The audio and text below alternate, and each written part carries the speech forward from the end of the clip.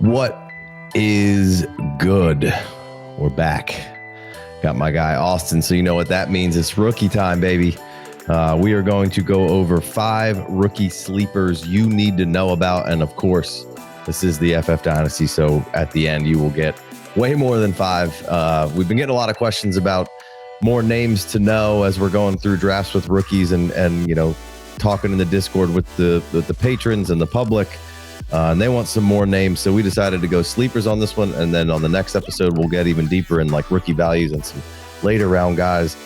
So be sure you're like, subscribe, and you're all over our content so that it all comes to your little fingertips at your leisure, but then you don't miss anything. So Austin, man, how's it going? What's up, Casey? Happy to be here, man. We have a lot going on right now, right? Senior Bowl is concluding as we speak in Mobile, Alabama. Wish I was there. I should be there, but I'm not. I'm here yapping about the rookies with you, so not too far off, not a bad second. But everything's going well, man. I'm pretty pumped to talk about these sleepers. We still have a lot of names that you really need to know that are going to go in the second, third, fourth round of your dynasty rookie draft, right? We're not talking about the big dogs today.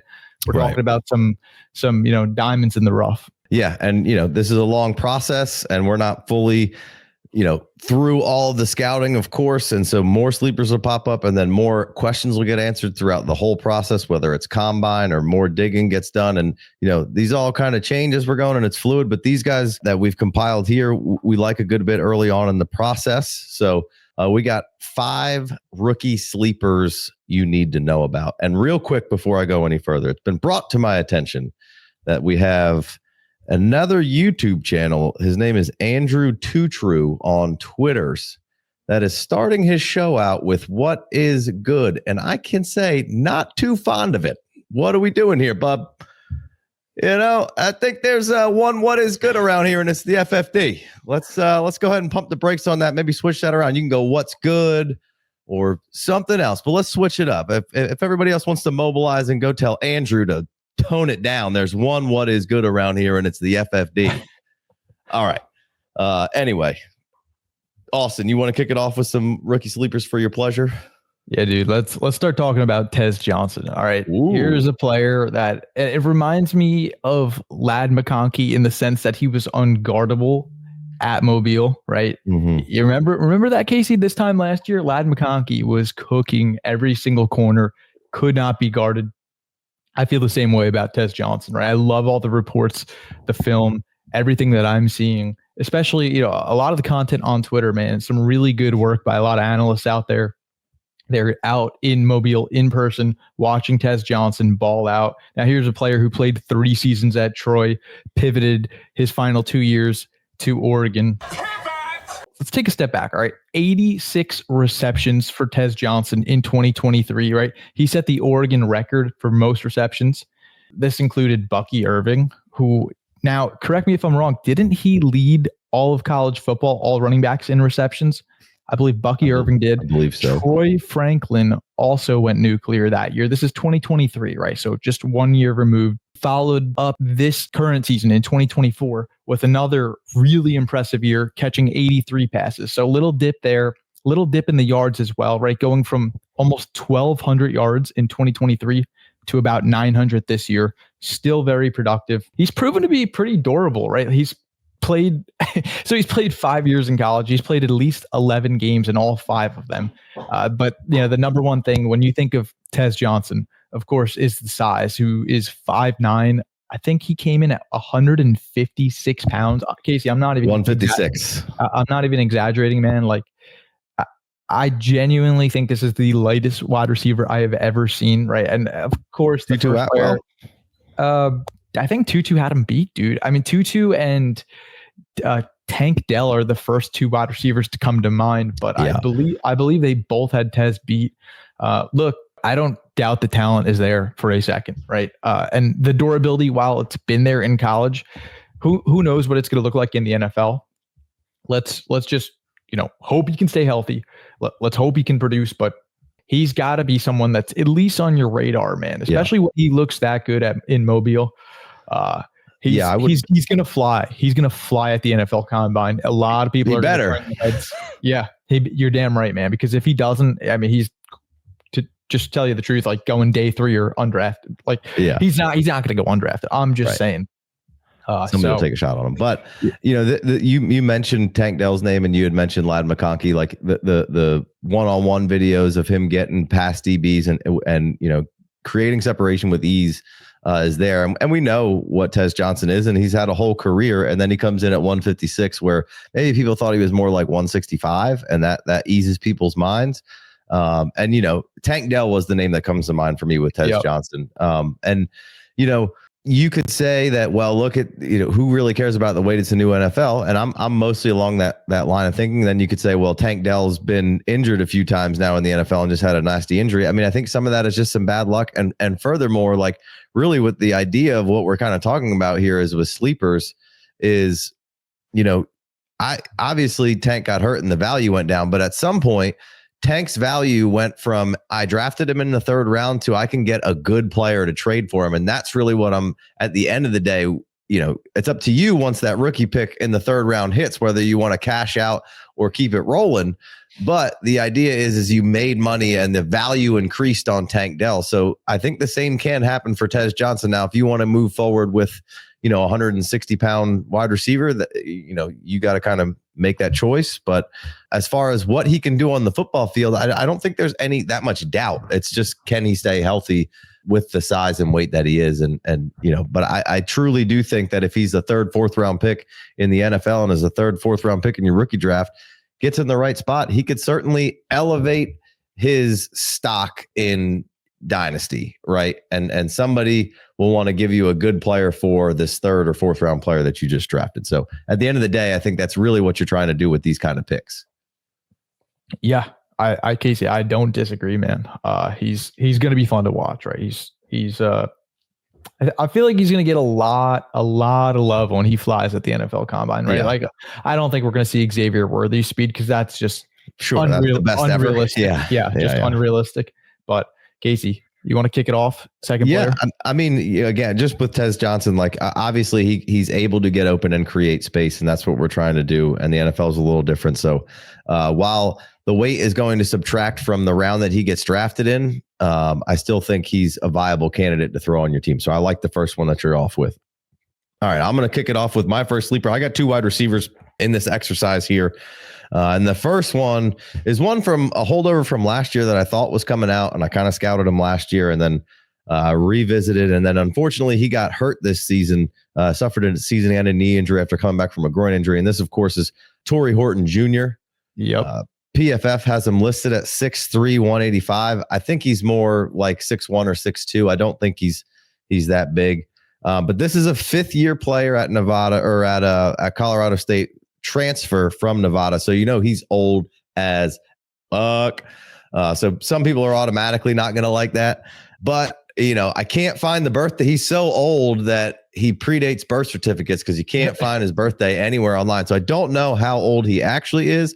At the end of the day, like, he had a really productive 22. He had a really productive 23, and then came back to Colorado. Probably could have transferred, stayed at Colorado State, and tried to go back in, and, you know, unfortunately got a little injured. But when you look at this guy's overall performance through 22, he had 109 targets, 71 receptions, 1,100 yards, 15.9 yards per reception, and 8 touchdowns.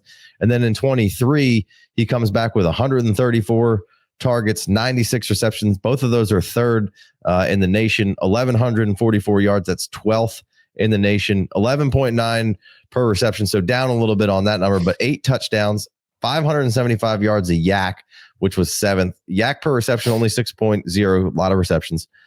Yards per route run, 2.74, pretty good. That's 32nd overall. Missed tackles forced, 21. That's 10th overall. And then first downs is a stat I like to look at. You know, routes run per first down is a good number. And we'll have all that stuff when our package here that we're building in our models comes out here over the next month or two. We're going to have all that percentiles and information for your pleasure. But 57 first downs, that's 5th in the nation. And this guy plays, Tory Horton Jr., that is, plays 71% out wide and 28% of slot in 23 there. And then out in 22, he was 81% out wide. So you got an out wide receiver here who's an excellent ball tracker, a vertical threat. I like the plucky nature of his hands. The body control with Tory Horton Jr. is the first thing that really popped off the screen to me. And we mentioned that yak number of being pretty good. While he does not necessarily a yak guy when you look at him, you're not like it jumps off the page as him being this crazy yak guy, just because that's not really the play style.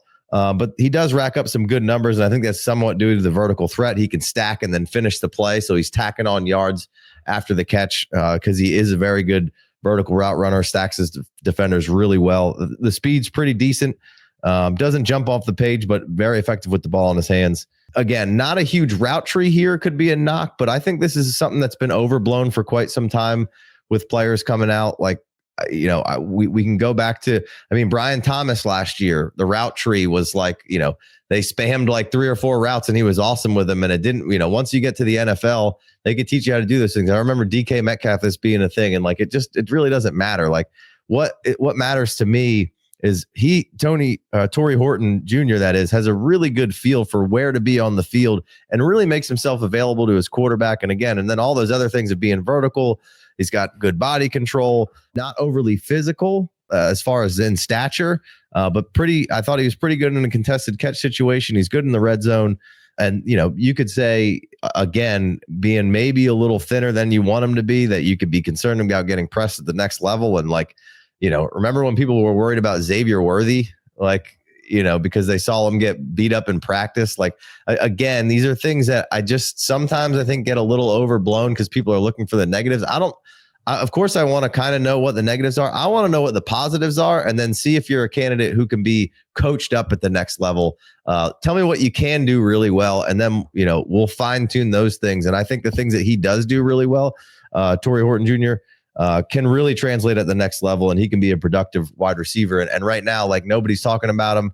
He was kind of a sleeper last year. I think he's even more of a sleeper this year. So kind of one of my favorite dark horse dart throws right now, Tory Horton Jr., Colorado State. Hey, Casey, how you feel right now about Tory Horton is exactly how I felt last year, right? This time last year, yeah. I was really surprised when he didn't come out, right? Consecutive seasons of 1,100 plus yards. A 96 reception season. I'm like, dude, what are you doing? Are you just having fun in college? Maybe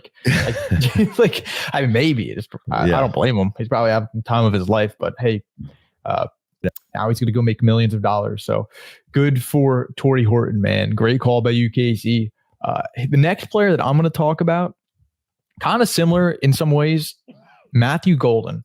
Okay. Now, here is a player I feel like is getting a lot of love recently, and I'm all for it, right? It's warranted. I completely agree with it. The first thing that I want to talk about with Matthew Golden. This is Texas, right? Correct. The Texas wide receiver, Matthew Golden. The final 5 games that he played this year, he averaged over 20 yards per reception, right? 17.3 on the season, really good number. Led Texas in receiving yards, and also led Texas in receiving touchdowns this year. The big playability, man, I can't talk about it enough, Casey. Like, these final 5 games, and they're all against ranked teams, by the way. 3 for 73, 8 for 162, 2 for 49, 7 for 149 against ASU, and then 2 for 51 against Ohio State in the championship. Like, just get my man more targets. He needs to have more receptions, because every time he touches the ball, man, we're talking 20 plus yards. Like, he's just electric. He's fun to watch. I can't stress it enough, man. Just shy of 1,000 yards this year.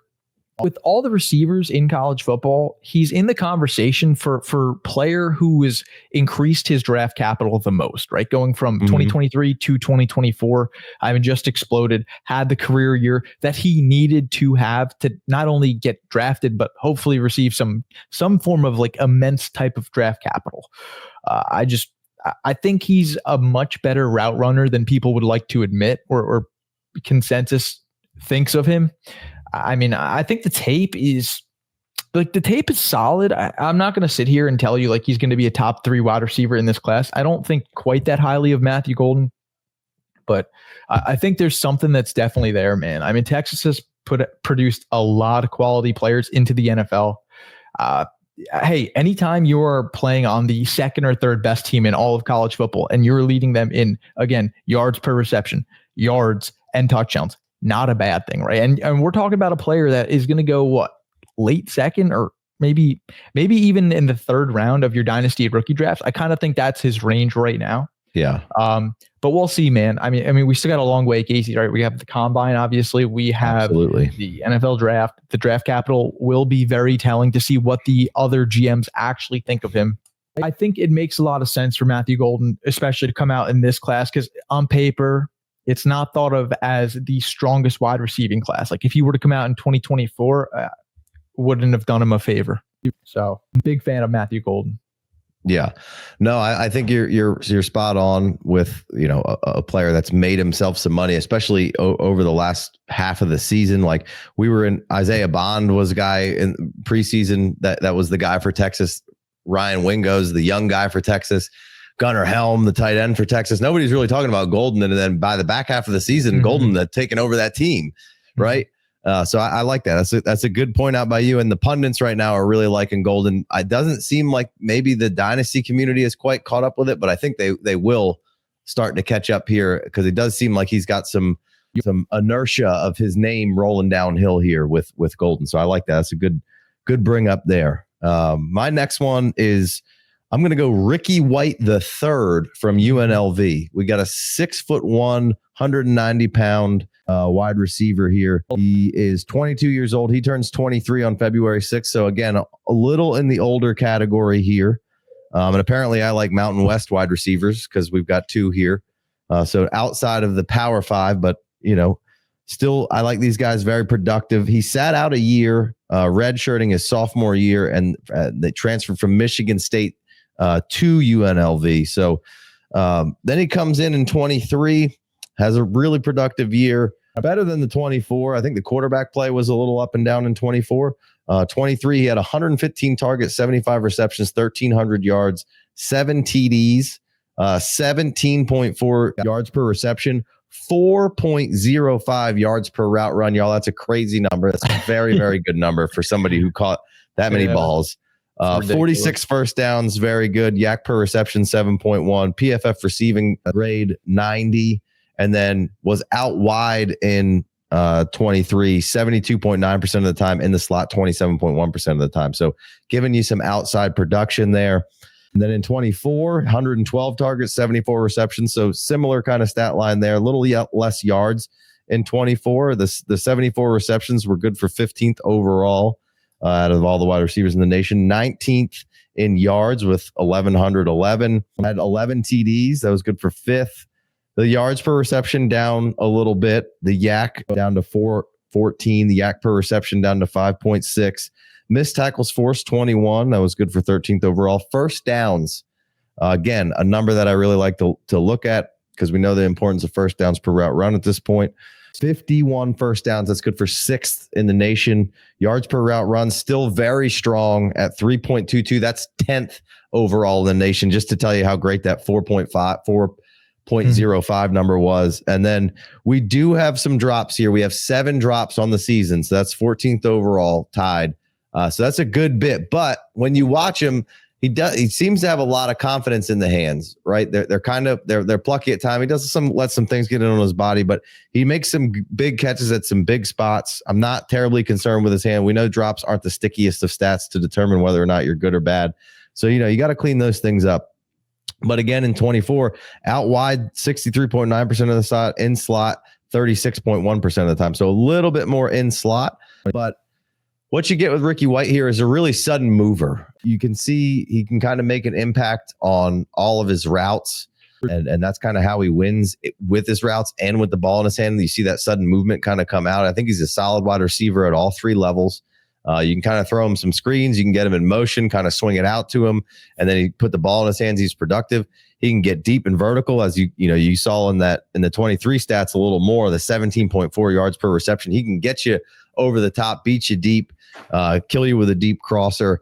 And then he can absolutely murder you with that intermediate stuff, as you could see with all the chain moving and first downs numbers that we saw, 51. And what was the other one? Let's see here, 46. So big chain mover, huge. They look for him in big spots, just a first down machine.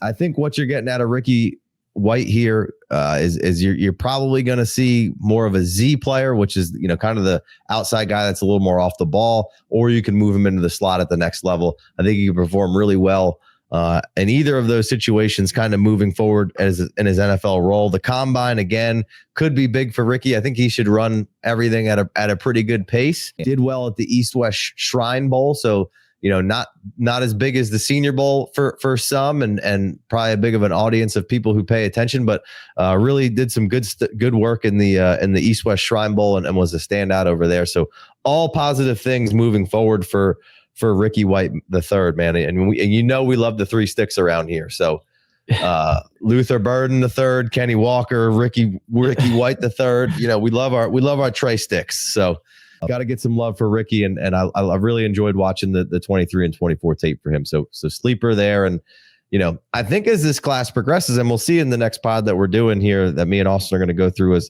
I think while it's not as crazy as a wide receiver, I think there are going to be some more wide receivers that kind of fill into that second round that are kind of fun, right? You got Higgins from Iowa State, and you got Royals from Utah State, I believe. You got the guy from Maryland, Felton. He's kind of exciting and fun to watch. And there's more and more receivers kind of like Ricky White and Tory Horton, and guys that are going to help you build out like a nice third round of some fun stabs. So there's some good stuff going on here. And then not to mention the running backs. Holy moly. I think Austin, you got a sleeper running back for us here for your last guy. I do. And just before we get to him, the final thing I want to say about Ricky White, right? Like, Casey, you touched on the drops. You said like that may be one of his biggest red flags, and that's okay, right? That's something that I used to really evaluate. I really put a lot of weight into it in my personal evaluations, right? Drops, right? You always want to have a low drop rate, really good hands. And to tell you the truth, man, the reason I've kind of like pivoted from that mindset or narrative is because you look at all of the best wide receivers in football every year, and the guys with the most drops more often than not are always the best receivers in football, right? Like Jerry Jeudy last year. And I know we're going from college to the NFL, but like Cortland Sutton, Jamar Chase, Malik Neighbors, and CeeDee Lamb, they were all top 10, by the way, in drops, right? Those are some of the best wide receivers in football. And it's just, when you get that many targets, man, when you can command that type of target share, it's almost inevitable that you're going to be at the top of this list, right? Right. So, exactly. That's exactly what I was going to say. So I like that. Just wanted to defend him. All right, let's have some fun. Let's talk Damien Martinez. Ooh, little running back talk. So everybody wants to talk about Cam Ward, right? Miami, yada, yada, yada. Damien Martinez, man, a really good running back, getting a lot of love at the Senior Bowl in Mobile. I was happy to see it, right? He's a player that has put up back-to-back seasons over 1,000 yards, right? Just made it this year, 1,002. And here's what I love, Casey. Man, Twitter is such a good resource. It really is. I genuinely mean that. Damien Martinez did not lose a single rep on day 3 in pass protection. I mean, great tweet right here that I'm reading about him. I also saw that he was the first one on the field and last one off the field, signed an autograph for every single person. Seems like a good dude. No, I don't know him personally. He's welcome on the pod anytime he wants to come on. But no, man, he is a really well-rounded person, a really well-rounded running back as well. I wish that the volume could have been even better, right? He never had more than 194 rushing attempts in his 3 years. It's okay. It's not the end of the world, right? I know that he's capable of a larger workload. He had almost 1,000 rushing yards during his rookie campaign on just 161 attempts, Casey. So 6.1 yards per carry. And the funniest part about that, like that was his worst efficiency season, right? He was 6.1 yards per carry or higher in all 3, which, I mean, it just tells you, man, every time that kid touches the ball, he's going to make something happen. 10 touchdowns on the ground this year, 9 last year. I don't know if I talked about his size yet. 6 foot 232. Not mad about it. That's not bad at all. Yeah, efficient, productive, adorable. I like what I'm seeing, man. The film is fine. Like, actually, the film is more than fine. The film is good. So I'm rooting for this kid. I don't see a ton of red flags with his game. I think that he's going to be one of the best running backs that an NFL team will draft in day 3. I don't know exactly where he's going to land right now. I think he's going to go between the 4th and 5th round. I think he's going to go in that range. And I think he's going to be a hell of an ROI for a team, man. I think they're going to get a value right there. Yeah, we're going to see, because there is so many running backs in here that some people hold off, and the 4, 5, 6, there's still going to be good running backs getting off the board. So that might hurt your draft capital argument a little bit, but it's also going to be supply and demand. Some guys who we think maybe are the big time difference makers will go in those spots, and some more running backs will go, but guys like maybe a Damien Martinez, who could still be really productive, again, 6 foot 232. Just a big fella, not twitchy, not real fast, but the patience is great. He's always moving piles. He could get you touchdowns. Like you said, Oregon State tape is a lot of fun. He was just picking up bodies in there, and then he goes over to Miami and has a nice little career with splitting carries. I forget, I'm drawing a blank on the other back there. But a big pile mover, just a physical back that just sucks to deal with down in, down out. Like you mentioned, the pass pro is good. I think his hands are pretty decent. And then, a lot of patience behind the line. He kind of picks and pokes, and I think he sees it pretty well, and then kind of waits to find a spot, and then he goes and just, he's the kind of back that he's going to wear you down and just keep delivering body blows. And then eventually he's just going to take over. So I really like Damien Martinez. I think Oregon State last year and the year before, he might have had a little bit more buzz than he does right now. But, those are the kind of things you file away and come back to and go, oh, yeah, I remember Damien Martinez. He's a good player. So I think that's a good point out by you with Martinez here. You were thinking of Mark Fletcher Jr., the other running back in Miami. They definitely split a lot of touches. But here's the thing, Casey, like, Damien Martinez should go earlier than where I had him projected. It's just the depth at this position, right? The high end talent, like, it's all there at the running back position. And that's what worries me. I think NFL GMs will recognize that and say, like, look, if we don't get a JNT, or we don't get, Caleb Johnson or Omarion Hampton, whatever, some of the big dogs, if we don't get them, it's okay. Cause there's still these day 3 darlings like Damien Martinez, who I don't know how far he's going to fall, but I just think that's what the NFL GM's mindsets will be. We can always pivot to these other running backs that are still really good, and you can make an argument that they are a better bang for their buck, at where they're going to get drafted. So, yeah. All right. Well, before we end this show here, I just want to throw out a couple of more names here for some of the listeners that have been asking. And then again, the next show we'll holler at even more names here, but a couple other running backs. RJ Harvey from UCF's been getting a lot of love. Haven't really gotten into the tape on a lot of these guys, so I can't speak on it as being, like, for sure my guy sleeper, but I know a lot of people like him. I just started watching Woody Marks, or Jaquarius Marks from USC. A lot of fun there. A lot of receptions for him through his season here at USC. He's been around for quite some time. But 54 targets and 47 receptions for Marks, and another 1,100 yards on the ground with 5.7 a carry. Lot of fun, a lot of explosiveness. I just watched the Penn State game. Really, really good game from him. I know, Jaden Blue from Texas, another good receiving back, had a bunch of receptions this year. 33, 48 targets. That's good for 7th overall. Some other guys, some other running backs that I've been enjoying. Brashad Smith from SMU. I believe he caught 30 balls and also had 5.8 a carry or 5.6 a carry, and had 1,200 yards rushing. 5.8, 14 touchdowns, 1,200 yards rushing. So, kind of a good dual threat there. We're at a point in the NFL where, Damien Martinez might be more of a first and second down back. And then maybe some of these other guys that we mentioned might start off as potentially being in a committee, but we know how that can go. If you can get in a committee, you can, potentially find even a bigger and expand on a role. Just wanted to throw out some more names. I really like Jordan James from Oregon. So a couple more names. I don't know if you have any for him, Austin, that are on your radar right now that, you like. I mean, Raheem Sanders, nobody's even really talking about. Ollie Gordon at this point is not a sleeper, but doesn't seem anybody's giving him any love. DJ Giddens, Trevor Etienne could be awesome. A lot of good names, a lot of fun names out here.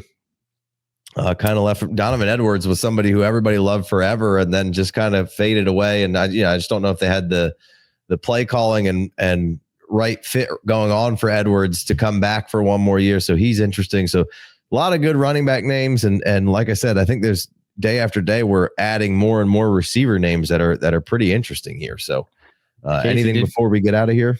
Did you mention Jordan James? I did. You did? Yeah. I mean, I don't know what he's going to do in the NFL, but man, there's just, I can't help myself. Like, there's a lot of players that I know I'm going to love to take swings on in the 3rd or 4th rounds of our dynasty rookie drafts. Like, that's just the truth, man. I can't help myself.